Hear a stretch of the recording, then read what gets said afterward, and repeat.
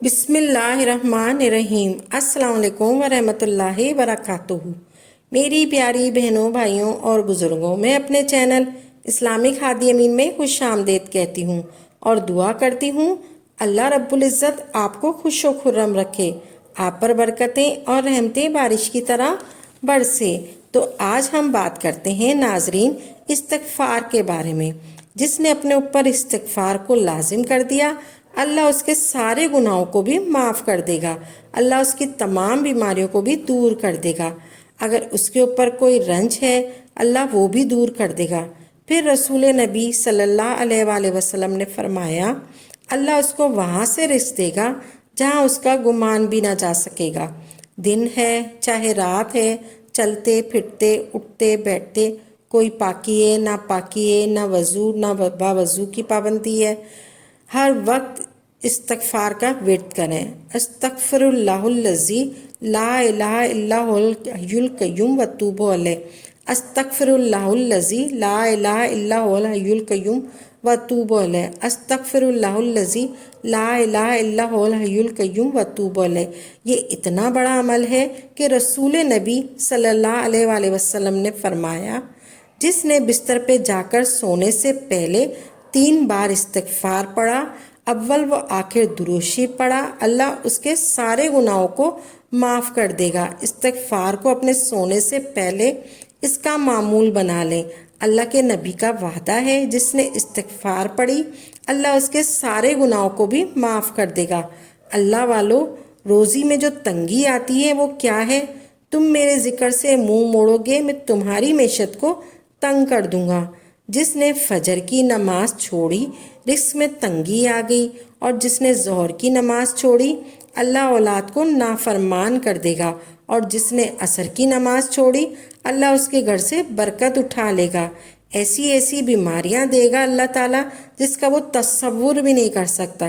جس نے مغرب کی نماز چھوڑی، اللہ اس سے ایمان دھیرے دھیرے چھینتا جائے گا اور اس کا ایمان کمزور ہوتا جائے گا۔ اور جس نے عشاء کی نماز چھوڑی، اللہ اس کے گھر میں سکون نہیں رہنے دے گا، نہیں رہنے دے گا سکون، اس کی زندگی میں سکون ہی نہیں ہوگا۔ یہی 5 مسئلے آج کل ہر طرف ہیں، جو 5 نمازوں سے حل ہوں گے، اللہ کے ذکر سے حل ہوں گے۔ زندگی میں چین چاہیے، سکون چاہیے، کامیابی چاہیے، سعادت چاہیے، خوش نصیبی چاہیے، خوش بختی چاہیے، خوش نصیبی چاہیے۔ اللہ کے قریب نجات کیا ہے؟ تیری زبان اللہ کے ذکر سے تر ہو، دنیا میں بھی چلتے پھرتے استغفر اللہ، لا الہ الا اللہ، الحمدللہ، لا حول ولا قوت الا باللہ، حسبی اللہ و نعم الوکیل۔ استغفر اللہ، لا الہ الا اللہ، الحمدللہ، لا حول ولا قوت الا باللہ، حسبی اللہ و نعم الوکیل۔ آپ اس کی لذتیں دیکھیں گے، آپ کی زندگی میں کیسے آتی ہے۔ قرآن کیا کہتا ہے؟ استغفار تم کر لو، سارے گناہ بھی اللہ معاف کر دیں گے، موسلا دار بارش بھی برسائیں گے، تمہارے پاس مال نہیں ہے تو مال بھی دیں گے، اولاد کی نعمت نہیں ہے تو اولاد سے بھی نواز دے گا، تم نے کبھی زندگی میں سارے پھل نہیں کھائے، سارے پھل تمہیں دے دیں گے۔ تم استغفار کر لو، اللہ تمہیں باغات کا مالک بنا دے گا، تمہارے لیے نہریں جاری کر دے گا۔ جس نے زندگی بھر سکون دینا ہے وہ کیا کرے؟ استغفار کر لو، جب تک زندہ رہو گے اللہ تمہیں چین نصیب فرما دے گا۔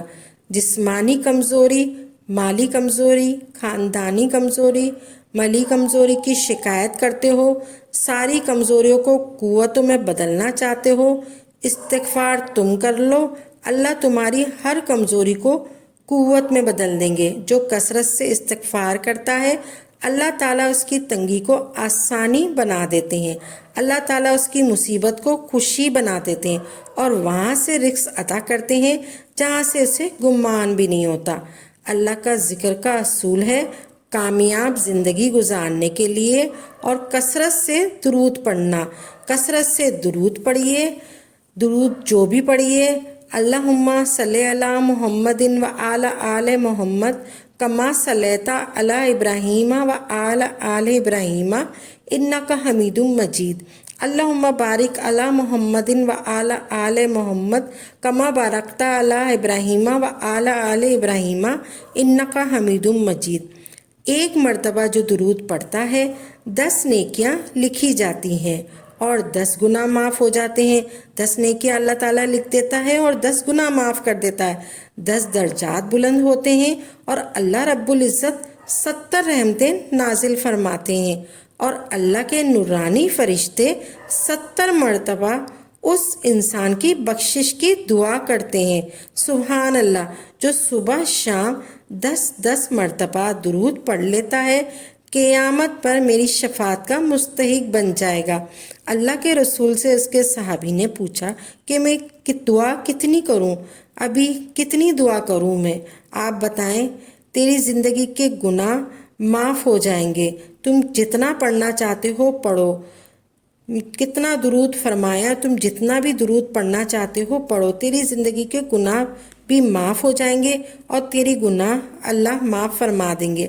अल्लाह ताला हमें सादत की ज़िंदगी अता फरमाए, हमारे गुनाहों को माफ़ फरमाए, हमारी लर्जिशों और ख़ताओं को माफ़ फरमाए।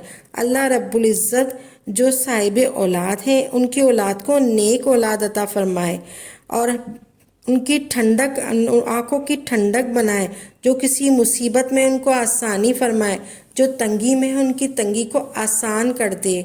जो रूहानी और जिस्मानी बीमार है इनको शिफाए कामला अता फरमाए। अल्लाह रब्बुल इज़्ज़त जो बे औलाद है उनकी झोलियों को भर दे।